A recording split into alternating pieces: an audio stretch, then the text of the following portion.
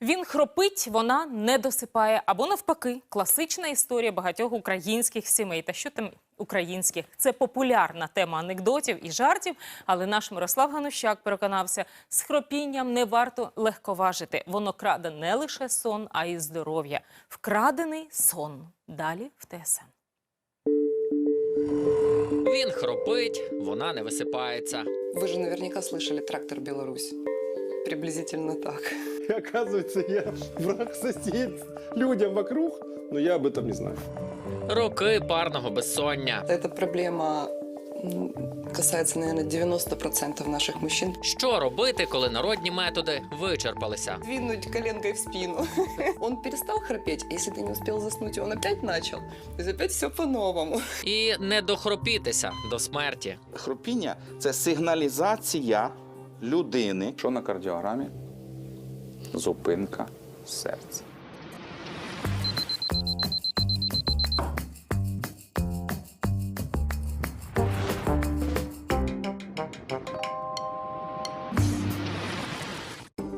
Десять років спільного життя. Сергій та Наталя вважають себе щасливими. Тільки от проблемка. Храпишь ты сильно. Ну, утром ты просыпаешься, естественно, как такая вяленькая тряпочка. А мы таки приняли решение разойтись в разные комнаты, потому что я не высыпалась. Разошлись, и вот так уже 4 года. Никак мы не вернемся назад в семейное ложе. Якщо вірити статистиці, хропіння – проблема всього людства. Половина хропе, половина слухає. США підрахували, що приблизно 57% чоловіків хроплять, 40% жінок хроплять і навіть до 27% дітей можуть хропіти. Сон із хропуном багато хто порівнює зі сном біля пожвавленої колії залізниці. Чи справді це так? Я збираюся перевірити. Добрий день. Як ви спали?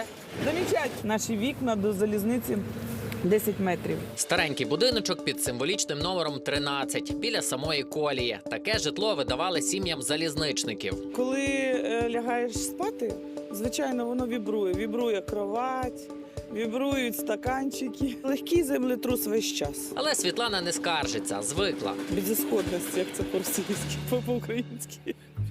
Це буде ваша кімната. Ви все будете дуже добре відчувати. І рух, і як вас трясе. Це електричка. Так, це електричка. Пішла. Коли товарняк, то це помножити на 5 буде. Приємних снів вам. Почалося. Хата дрижить просто. Товарняк, мабуть. Ох, і непроста була ця ніч. Я за моїми підрахунками тут проїхало десь 15-20 поїздів, і я кожен зустрів і провів. І це дуже дивне відчуття, коли від вібрації ліжко труситься. Але навіть найдовший товарняк не здатен зрівнятися за децибелами з хропуном, впевнена Світлана. На власному досвіді знаю, що з хропуном заснути взагалі важко. Це просто нереально. От з поїздом я сплю спокійно, а з хропуном не можу. Я б не заснула б навіть на хвилинку. Наталя з Києва поставила питання руба. Сергій іде на обстеження до сомнолога.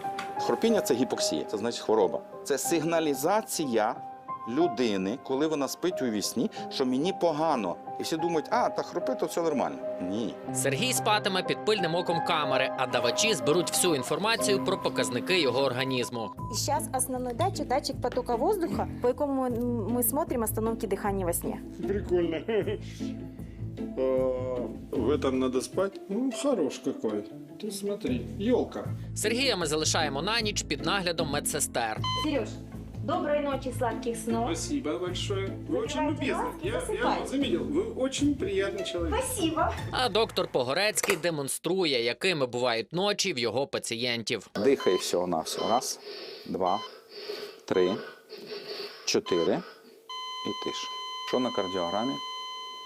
Зупинка серця. Добре, що воно запустилося. А якщо ні, 9 секунд пауза серця. Дивіться, яка реакція мозкова. Прокинься, прокинься, мені страшно.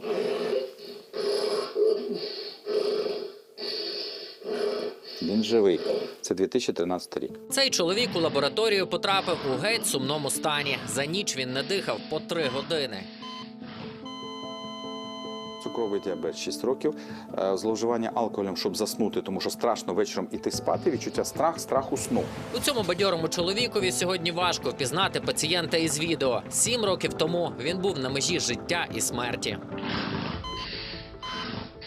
Почали вуха, синіть, губи. Так, коли людина утопиться у воді, такий вигляд, то страшно дивитися вже. Все це нестача кисню в організмі через зупинки дихання у вісні. Такий стан називається апноe. Храпить, я вже слухаю, чи він дише, чи не дише. Він в будь-яке время міг заснути і не прокинутися. Людина починає бути схильною до надмірної ваги, розлад гормонів, тобто усе здоров'я може посипатися просто від того факту, що людина хропить. І усі хронічні стани, хронічні хвороби поглиблюються і посилюються, якщо у людини є апноe.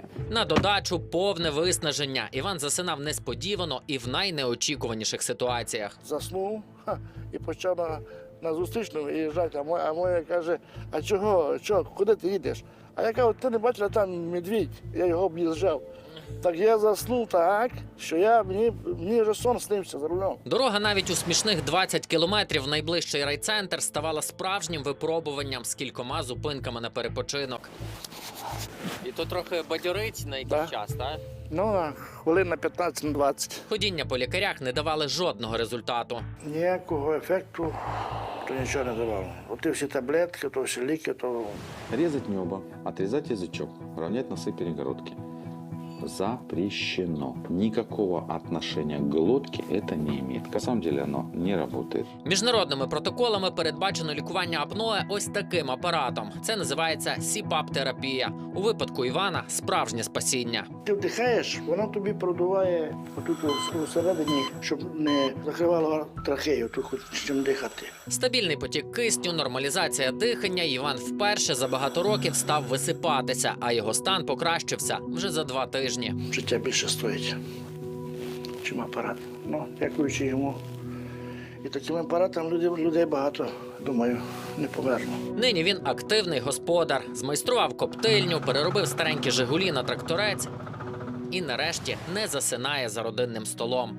Добре їсти, файно спати, бо здоров'я мусить дати. А яка ж ситуація у киянина Сергія? Ніч в лабораторії підтвердила, він справді хропе і має через це проблеми. Сон плохой, сон поверхностный, неочередные сокращения сердца, нерегулярные, говорящие о том, что вы перегрузились физически и надо будет сделать еще полноценную кардиологическую программу. Пульс 37 ударов в минуту. Все, что ниже 40, это называется брадикардия. Попереду до обстеження, щоб усунути саме ту проблему, про яку так гучно заявляє організм вже багато років. Для всіх інших історія Сергія зайве підтвердження. Хропіння – це сигнал СОС, який не варто ігнорувати. Саме не пройде.